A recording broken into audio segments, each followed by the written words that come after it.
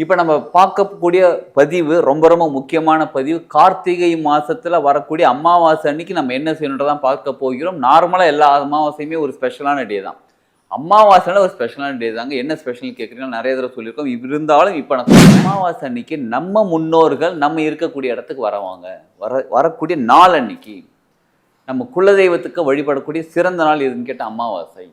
சரி, இப்போ எப்படிங்க நம்ம முன்னோர்கள் நம்ம இருக்கிற இடத்துக்கு வருவாங்க அப்படின்னு? கார்த்திகை மாதமே எல்லா கடவுள்களுக்குமே ஒரு சிறந்த மாதம். அப்போ கடவுளோட தெய்வங்களோட அனுகிரகமும் நமக்கு கிடைக்கும், நம்ம முன்னோர்களோட ஆசீர்வாதமும் கிடைக்கும். என்ன தீபம் இந்த நாளை பயன்படுத்திக்கோங்க, இந்த அமாவாசையை பயன்படுத்திக்கோங்க. மிகவும் சிறப்பாக வாழ்க்கை மாறிக்கொண்டிருக்குது, மாறிவிட்டது. நல்லா தான் இருக்கீங்க எல்லாரும். வாழ்க வளமுடன். Healing hands education healing centre தங்கள் அன்புடன் வரவேற்கிறது. இப்போ நம்ம பார்க்கக்கூடிய பதிவு ரொம்ப ரொம்ப முக்கியமான பதிவு. கார்த்திகை மாசத்துல வரக்கூடிய அமாவாசை அன்னைக்கு நம்ம என்ன செய்யணுன்றதான் பார்க்க போகிறோம். நார்மலாக எல்லா அமாவாசையுமே ஒரு ஸ்பெஷலான டே தான். அமாவாசைனால ஒரு ஸ்பெஷலான டே தாங்க. என்ன ஸ்பெஷல்னு கேட்குறீங்கன்னா நிறைய தடவை சொல்லியிருக்கோம். இருந்தாலும் இப்போ நான் சொல்கிறேன்.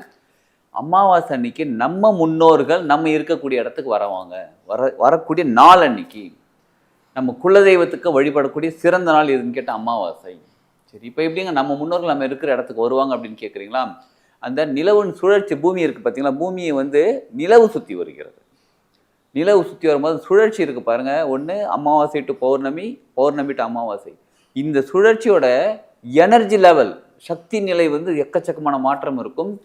நமக்கு தெரிஞ்சு சூரியனோட குடும்பம், அது ஒரு பூமிக்கு சுற்றி வரக்கூடிய சந்திரன், இந்த மாதிரி தான் நமக்கு தெரியுமே தவிர, இதில் ஃபிசிக்கல் அப்பியரன்ஸை நமக்கு தெரிகிறத தவிர, மற்றபடி எனர்ஜி லெவலில் எக்கச்சக்கமான கிரகங்கள், எக்கச்சக்கமான கோள்கள், நிறைய விஷயங்கள் இருந்துக்கிட்டு, நிறைய உலகங்கள் இருந்துக்கிட்டு தான் இருக்குது. அதெல்லாம் சூட்சமத்தில் இருக்கக்கூடியது. இப்போ நம்ம முன்னோர்கள்னு சொல்கிறோம் பார்த்தீங்களா, அந்த ஆத்மா உலகம்னு சொல்லுவாங்க பாருங்கள், அது சூட்சமத்தில் இருக்கக்கூடியது தான். இந்த மாதிரி பல உலகங்கள் இருக்குது. சொர்க்கம் நரகம்னு சொல்கிறாங்க பாருங்கள், எல்லாமே சூட்சமத்தில் இருக்கக்கூடியதான். இப்போ இறந்தோன்னா ஆத்மா எங்கே போவாங்க? அவங்க உலகத்துக்கு போவாங்க. அவங்க உலகம் எங்கே இருக்குது? எந்த கிரகம் கிடையாது. அவங்க உலகம் வேற. அது எங்கே இருக்குது? இங்கே நம்ம பிரபஞ்சத்தில் தான் இருக்குது. சரிங்களா? அப்போ நம்ம ஃபிசிக்கலாக பார்க்கக்கூடிய சந்திரன், சூரியன், இந்த புதன், இந்த கிரகங்கள், பூமி, இதை தவிர சூட்சம கிரகங்கள் எக்கச்சக்கமாக இருக்காங்க. சூட்சம உலகங்களும் நிறைய இருக்காங்க. இது சரி, இதை பற்றி அப்புறமா தெரிஞ்சுக்கலாம். சூட்சம உலகங்கள் பற்றி அப்புறமா தெரிஞ்சுக்கலாம். இந்த உலகத்தில் இருக்கக்கூடிய அவங்களோட உலகத்தில் இருக்கக்கூடிய அந்த ஆத்மாக்கள் நம்மளோட முன்னோர்களாக இருக்காங்க பார்த்தீங்களா? அவங்களுக்கு தெரியும் நமக்கு இந்த ஃபேமிலியில் நம்ம வந்திருக்கோம்னு அவங்களுக்கு தெரியும். அந்த ஆத்மாக்கள் நம்ம இருக்கக்கூடிய இடத்துக்கு இறங்கி நமக்கு ஆசீர்வாதம் கொடுத்து நம்மளை பாதுகாக்கக்கூடியவங்களாக இருக்கிறார்கள். அதுவும் இன்னைக்கு அமாவாசை அன்னைக்கு முக்கியமாக வருவாங்க. சாதாரணமாகவே எல்லா அமாவாசைக்குமே நம்ம என்ன பண்ணுவோம்? தலைவாழை இலை போட்டு மத்தியானத்தில் உணவு பரிமாறி, காகத்துக்கு உணவு வைக்கிறது, முன்னோர்களை கூப்பிட்டு அவங்களுக்கு உணவு கொடுக்கறது, இதெல்லாம் நம்ம பண்ணிக்கிட்டு தான் இருக்கிறோம். நார்மலாக எல்லாமே பண்ணிக்கிட்டு தான் இருக்கிறோம். இருந்தாலும் இந்த கார்த்திகை தீபத்தை அன்னைக்கு ஸ்பெஷல் வரக்கூடிய அமாவாசை என்னென்னா, அதுதான் சொல்ல போகிறேன். இப்போ கேட்டுக்கோங்க. நார்மலாக கார்த்திகை தீபம் பண்ணி முருகருக்கு மிக உகந்தது. முருகருக்கு மட்டும் இல்லைங்க, ஐயப்பனுக்கு நிறைய பேர் மாலை போட்டு மலை ஏறுறதுக்கான மாலை போட்டு அதுக்கான விஷயமும் நடக்கக்கூடியது. கார்த்திகை மாதமே எல்லா கடவுள்களுக்குமே ஒரு சிறந்த மாதம். அப்போ கடவுளோட தெய்வங்களோட அனுகிரகமும் நமக்கு கிடைக்கும், நம்ம முன்னோர்களோட ஆசீர்வாதமும் கிடைக்கும். என்ன தீபம் ஏற்ற போகிறேன்னு கேட்குறீங்களா? வெற்றிலை தீபம்னு சொல்லுவோம் அது பேர். சரிங்களா? வெற்றி இலை, 2 அர்த்தம் இருக்குதுல. வெற்றி கொடுக்கக்கூடிய இலை வெற்றிலை. இதை நார்மலாக என்ன பண்ணுவாங்க? நல்ல ஃபுட்லாம் சாப்பிட்டுட்டு டைஜஷன் ஆகிறத வெத்தலை போடுவாங்க. அப்போ உடம்புல இருக்கக்கூடிய கழிவுகளை வெளியில் கொண்டு வந்துடும். சீக்கிரம் டைஜஷன் ப்ராசஸ் நடத்தக்கூடியது வெற்றி இலை. நம்ம உடம்பு பத்திரமா பார்த்து வெற்றியாக பார்க்கக்கூடியது. அப்படிப்பட்ட வெற்றி இலையில் நம்ம தீபம் ஏற்றும் போது நம்ம வாழ்க்கையும் வெற்றி அடையும். சரி, இன்னொரு அர்த்தம் என்னன்னு கேட்கலாம். வெற்றி இலை ஒன்றுமே இல்லாதது.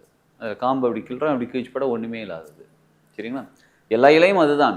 ஆனால் வெற்றி இலைக்கு இதோட ஸ்பெஷல் என்னன்னு கேட்டிங்களா?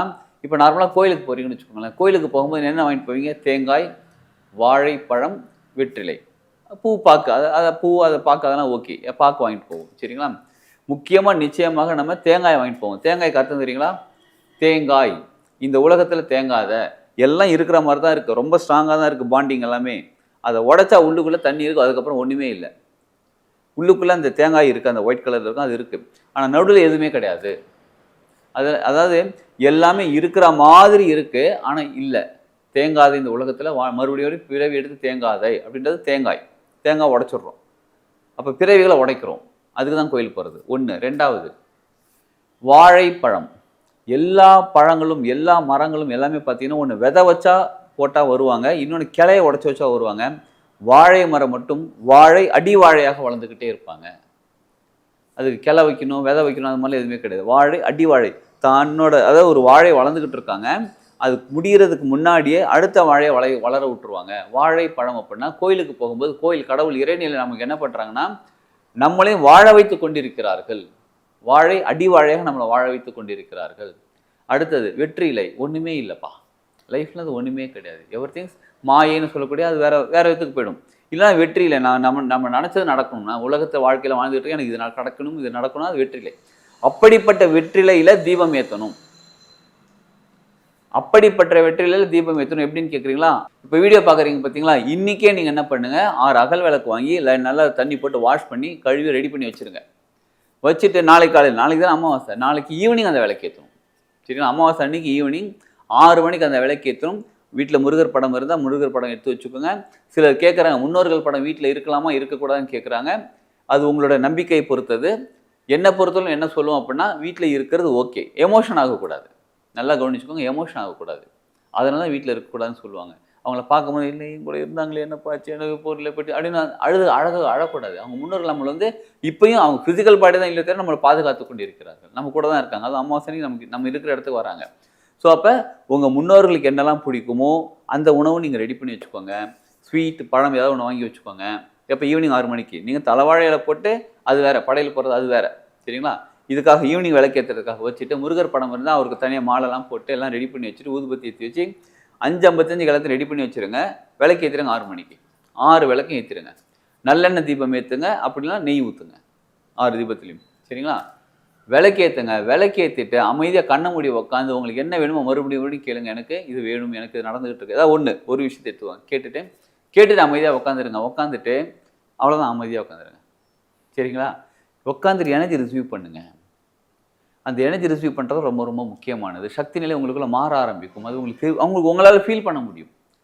முடிஞ்சால் வீட்டில் எந்த சவுண்டுமே இல்லாமல் சைலண்ட்டாக உட்காந்து பாருங்கள். யாராவது வந்திருந்தாங்க, நடக்கிற சத்தம் கேட்குறதுக்கு வாய்ப்புகள் இருக்குது. கொலுசு சத்தம் கேட்கலாம். சில சமயங்களில் ஏதாவது ஒரு புது வாசனை அடிக்கலாம். ஏதோ ஒரு விஷயம் உங்களுக்குள்ள நடக்கும்.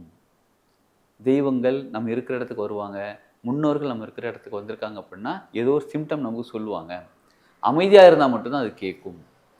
சரி, இந்த தீபம் ஏற்றுறதுனால கார்த்திகை மாதம் வரக்கூடிய அமாவாசை அன்னைக்கு தீபம் ஏற்றுறதுனால நம்ம முன்னோர்கள் முக்கியமாக ரொம்ப சந்தோஷப்படுவாங்க. ஒளி வெளிச்சம் முருகருக்கான உகந்த நாள், எல்லா கடவுள்களுக்கும் உகந்த மாதம். ஸோ எல்லாருமே சந்தோஷப்படுவாங்க. நம்ம வாழ்க்கை சுபிக்ஷமாக சிறப்பாக மாறி வாழ்கிறதுக்கு இந்த நாளை பயன்படுத்திக்கோங்க, இந்த அமாவாசையை பயன்படுத்திக்கோங்க. மிகவும் சிறப்பாக வாழ்க்கை மாறிக்கொண்டிருக்குது, மாறிவிட்டது. நல்லா தான் இருக்கீங்க எல்லாருமே. சரிங்களா? இப்போ இதை பயன்படுத்தி நம்ம வாழ்க்கையை இன்னும் சூப்பராக மாற்றி விடுவோம். வாழ்க வளமுடன்.